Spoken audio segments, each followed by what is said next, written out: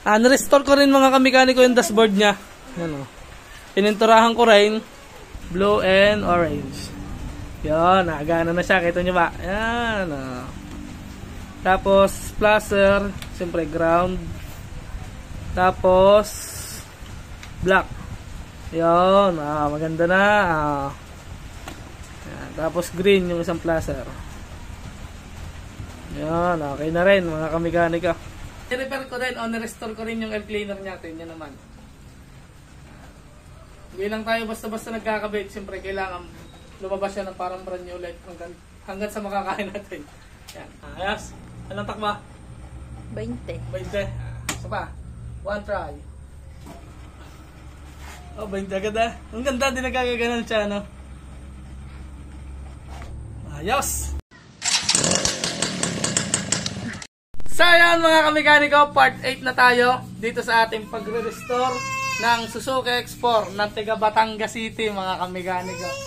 Yan, ang agenda natin ngayong araw o ang gagawin natin ngayong araw ay magpapa-align tayo ng rim. Yan, ito yung kanyang rim na binili natin by 16. Yan, ang brand niya ay KRX. Yan, nandito rin yung mga rayos niya. Yan, ito yung mga rayos mga kamekaniko. Yan. Tapos yung gulong na ikakabit natin dyan, mga kamekaniko, yung dating gulong na nakakabit sa kanya. Kasi napakakapal pa naman at mukha pang bago. Yan, nilinis ko lang mga kamekaniko. Ayan o. Ayan, nilinis lang natin.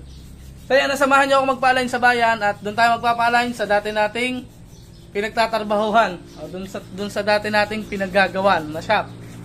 Nasamahan nyo ako mga kamekaniko, pupunta tayong bayan. Magpapa-align na tayo. Let's go! Yan, nandito na agad tayo dito sa dati kong pinagtatrabahuhan dito sa Barangay 2 ng Lian. At ayun nga, sinisimulan ni paring Joey gawin niya. Shoutout kay paring Joey. And shoutout din kay paring Usep na kasama ko sa paggagawa din dito. Yan, balikan na lang natin. At so yan nga, mga ilang oras lang bumalik na ako. At ito, sinisimulan na palang ikabit ni paring Joey yung gulong sa una. At natapos na rin yung likod. Yan, sa mga hindi nga pala nakakakilala kay paring Joey, si paring Joey lang naman ang aking pinagkakatiwalaan pagdating sa pag-align ng gulong. Ayun, sa mga gusto nga pala magpa-align kay paring Joey, punta lang po kayo sa Barangay 2. Pag galing po kayo ng 7-Eleven, liliko po kayo, tapos liko po kayo ng kaliwa. Yan, doon nyo makikita si paring Joey. Siya yung napakagaling mag-align ng gulong mga kamekaniko. At yun nga mga kamekaniko, uuwi ko lang at yan, kakabit na natin yung pinalay natin na dalawang rim dito sa ating nire-restore na Suzuki X4. Kapitan natin. Samahan nyo ako mga kamekaniko. Let's go.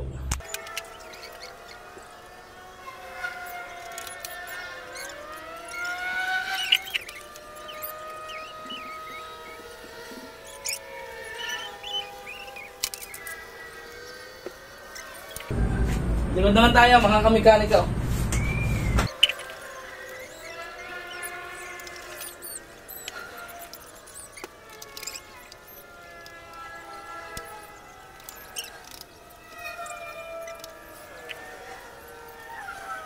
Yan, naikabit na natin mga kamekaniko yung gulong. Ayan. Meron nga pala akong napakita sa inyo na ikabit natin. Yan, itong throttle. Ayan, naikabit na natin yung preno niya kasi nagkabit tayo ng gulong. Kaya kailangan nagana na rin yung mga preno niya. Yan, naikabit ko na yung mga preno. Ano, lalagyan na lang ng spring. Yan, medyo nabubuo na mga kamekaniko. Yan, naikabit ko na nga rin pala yan. Tingnan nyo naman ginawa ko din mga kamekaniko. Parang bago, di ba? Yung mga switch nalinis na rin nga pala natin. Ay, ari nga pala, hindi ko na rin nga pala napakita sa inyo. Pasensya na kayo. Nakapagkabit na nga pala tayo ng chain cover. Yan o. Tsaka nung mga tungtungan. Yun lang naman yung mga minor. Yan. Yung mga maliliit lang. Ngayon nga pala, magkakabit naman tayo ng kakabit na natin mga kamekaniko yung kanyang dashboard. Yan. Nirestore ko rin mga kamekaniko yung dashboard niya. Yan o. Pininturahan ko rin. Nirepaint ko rin siya. Ito lang ang nirepaint ko mga kamekaniko. Ito lang. Yung mga plastic hindi na. Maganda pa naman yung plastic. Ngayon naman mga kamekaniko, susubukan natin kung gagana. Bago natin kabit. Pero nilinis ko na rin yan. Baka mga radyon. Kabit natin. Testing natin, testing. Yan, testing natin. Kung gagana na. Mache-check nyo na yan dito sa battery. Ito yung neutral light, kulay blue. Yan. Blue and orange. Yan, nagana na siya. Kita nyo ba? Yan. Tapos, placer. Siyempre, ground. Tapos, black. Yan. Maganda na. Yan. Tapos, green yung isang placer. Yan, okay na rin mga kamekanika. Yung high beam, kulay ano ba yun? Kulay dilaw. Dilaw. Yan, nagana na rin, oh. Diba? Yung ilaw dito, kasi pinag-aano ko rin to mga kamekanika, nagana rin to. Kulay, ito brown. Gray. Oh, yan, kita nyo, nagkailaw. Kita nyo ba? Yan, oh. Medyo nilinis lang natin yung loob niyan mga kamekaniko. So, install na lang natin to mga kamekaniko. Itong bagong panel. Bagong gawa. O, bagong restore. Yan, nahulog pa. Diba? Kabit lang natin. Let's go. Install na natin mga kamekaniko.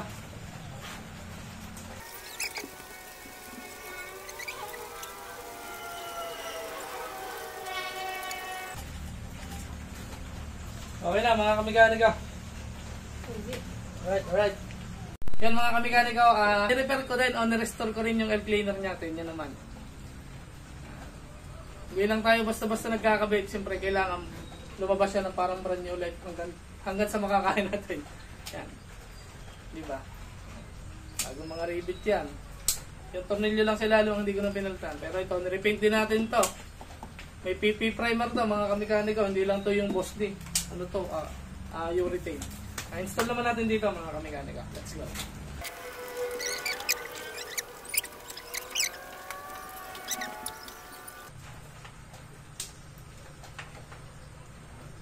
Okay na. Kabit naman natin yung kanyang speedometer para tingnan natin kung gagana tong kanyang panel gauge. Yan, o yung kanyang speedometer niya.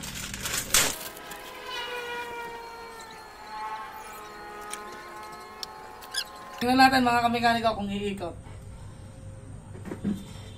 Kita ba nila na ikot? Ha? Yan, try naman natin dito kung gagana siya. Lagyan natin ng langis. Nasa ba langis? Diyan ka ng langis. Yan, try muna natin lagyan ng langis syempre. O, ba na yun dyan? Ganyan ang technique pag lalagyan ng langis. O. Hindi lagyan mo na doon sa panilyo. Mamaya. Kapit na natin doon.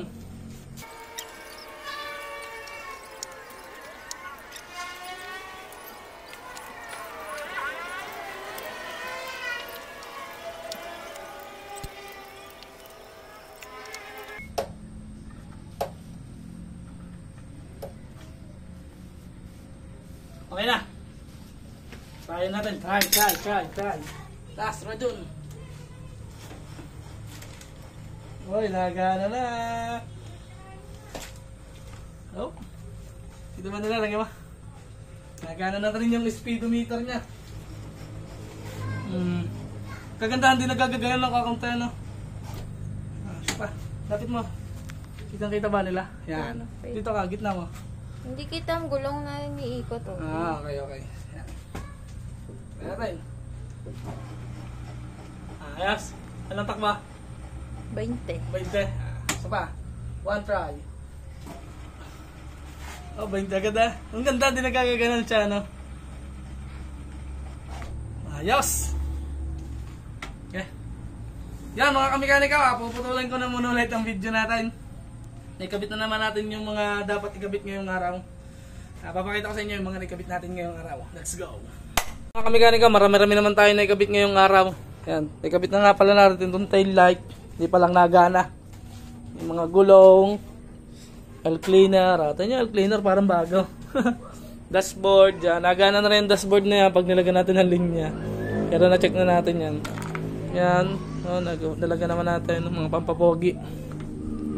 Yung speedometer yan. Nagana na naman. Kita nyo naman. Nagana na rin. Alright na. Ganda na mga kamekaniko. Nasa malapit-lapit na tayo dito. Alright na. Diba?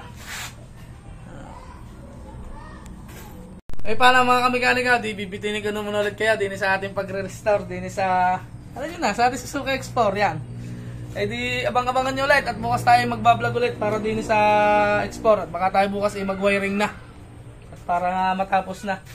Gasahin ko na may nasa 50% na tayo mga kamekanika. Medyo matagalaan dito talaga mga kamekanika yung pagwa-wiring. Kaya bukas siguro, sana na may matapos natin bukas. Yan. Tuturuan ko ulit kayo bukas mga kamekanika kung paano tayo nagwa-wiring dito sa mga Suzuki X4 na ginagawa natin. Yan. Ang wiring nito ay yung ginagawa natin, yung hindi na yung stock. Yung tayo na mismo magbubuo para maganda yung wire. Paano mga kamekanika, hanggang din nangalaan at mabuhay kayo hanggang gusto niya. Peace out!